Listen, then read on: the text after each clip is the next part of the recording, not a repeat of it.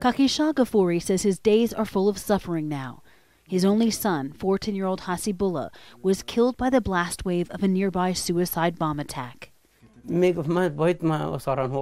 was a good, smart, and brave boy. He told me all the time that he wanted to be a lawyer. The attack that killed Hasibullah was on the main road to Kabul airport.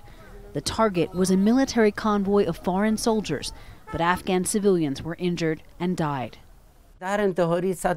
When these suicide attacks happen, the poor people suffer because in every suicide attack, many people die, many are injured.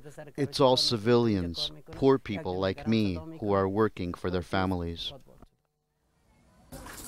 The United Nations says civilian casualties are at a record high in the first 6 months of this year, with a 23% rise in female casualties and 13% more children being hit.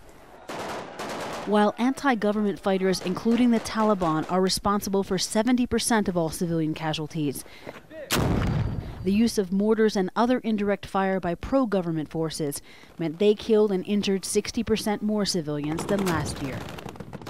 Nearly 5,000 civilians have been killed or injured in the first half of this year.